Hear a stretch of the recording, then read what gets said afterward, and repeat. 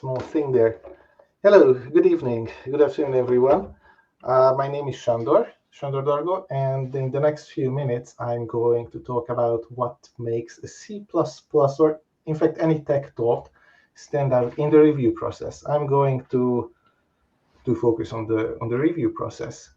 So there are a couple of topics that I'd like to cover in these few minutes. First, we are going to say two ways to make your proposal stand out. But in reality, you will see it's only one. Then we'll see some key traits of a strong proposal, also some common pitfalls to avoid. I share a few ideas about how to get better at writing proposals. And a key message is, it might sound negative, but I think that in the end, it's more positive if you accept this fact. You have to be ready for rejection for various reasons that we'll cover. So, two ways to make your proposal stand out. The first one, well, you can write a recognizable proposal, something that the organizers usually ask not to do. And I agree with them. Plus, it only works for big fish speakers, and still, I find it rude if it's just a one-liner or something very short. And probably that's not why you are here tonight. So let's talk about the other option, which is writing a strong proposal. And not sure if this is good or bad news, but deep knowledge is not enough for that. Or in fact, deep knowledge in general of C++ might not be even needed. You don't have to be specialist. Something Anders Shaukaten explained in one of his blog posts nowadays. I will share the link later. You just have to know what you want to say, and you have to be able to present it in a decent way. That's all what it takes, and that's a really good news, I think.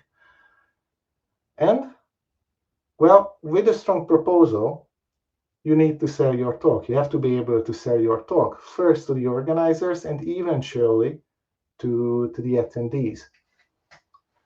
So, how we can write a strong proposal? What are key traits of a strong proposal? First of all, you need clear focus and motivation, and this focus and the motivation should be visible, I think, in the proposal, but you should also feel it. You will be able to write a much better proposal like that. So you have to know what you want to talk about. It might sound obvious, but sometimes you see some proposals where it's clear that the person who proposed knows a lot about the topic, but doesn't really know what exactly they want to talk about. You should know your proposal will be better.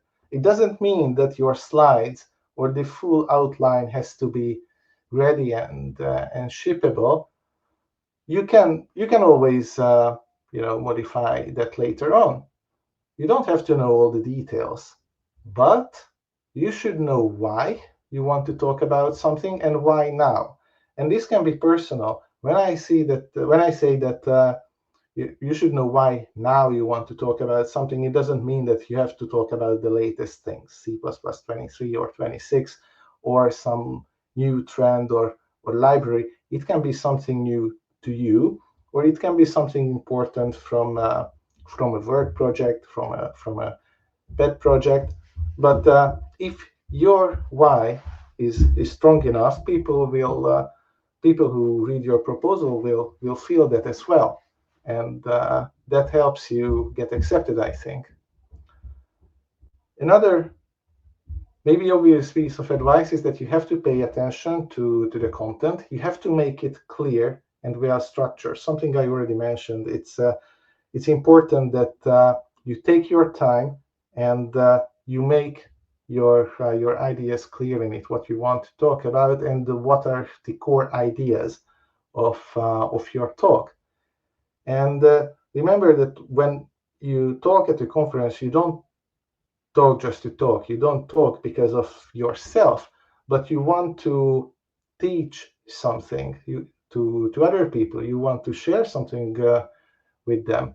And you have to make it clear in your proposal what people will learn from your talk, what practical ideas they will get, what they can use in their jobs or in their lives.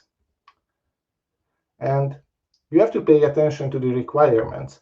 I think that, I ran into some problems earlier regarding this because different conferences use different call for paper sites. There are not so many of them, but yet they are different. And even the input fields or the requirements on length can be different, not to mention the styling. They accept different formats. They render the content differently.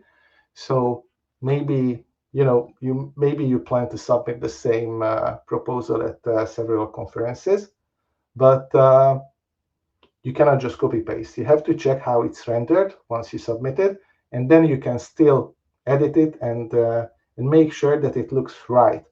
Think about the reviewers, how they will look your proposal. It's important to make it clearly readable. So there are some common pitfalls to avoid. One is the question of length. If it's too short, well, how will the reviewers judge your proposal? Even worse, they will probably question your commitment. You submit 5-10 lines, something. They say, okay, they don't even care about to work out their ideas. What do they want at the conference? But it doesn't mean that you should write something very long, because if it's too long, well, there is the question of, will they read it? If it's too long, maybe they won't. Or they will think like, okay, you submitted something very long. Did you even think it through? Did you spend enough time on it to make it shorter and more concise?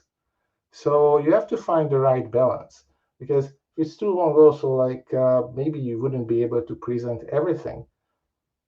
It's fine. Maybe you submit for 2 hours, 2.5 hours at certain conferences. You have to make it clear in the outline, for example, that if you accept shorter time slots, where would you cut your content? To make it much better. It makes it much better.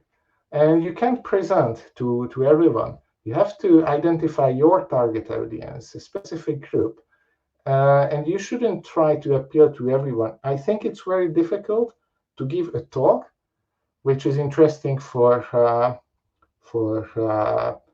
beginners, for meteor developers, and more seasoned developers as well. If you make it, you are probably talking in a keynote, but to make a good tech talk, it's very difficult to appeal to everyone. And you should also check if your target audience overlaps with the conference's target audience. Let's say that you want to talk to engineering managers who oversee C++ teams.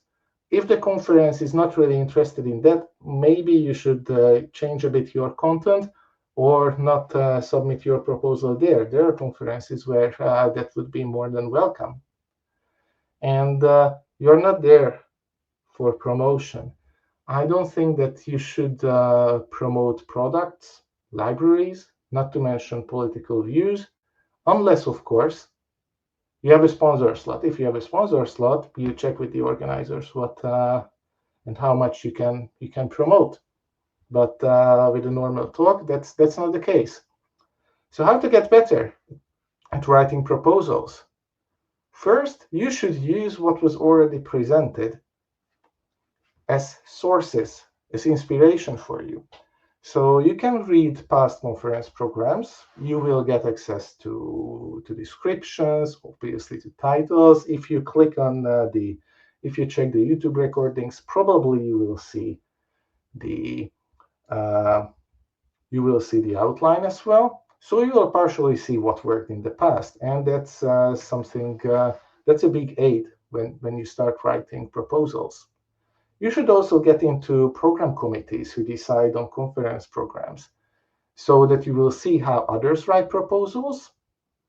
You will be able to read the comments of other reviewers, so you will know what their concerns are, what they are happy about. And you can take some notes and see later what got into the program, what worked, what didn't work. And you should be ready for rejection because there are just so many slots and resources for organizers, and it can happen that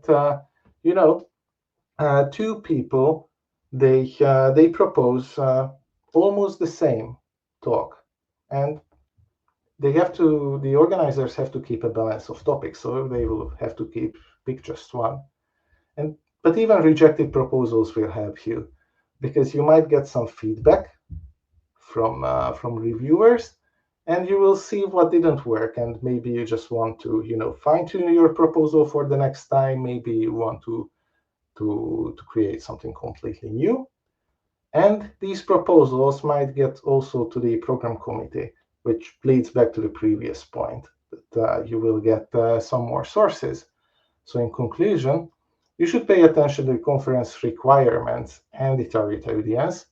You should write a well-structured proposal, make your selling points clear, and you shouldn't promote, just as I mentioned, selling points, right?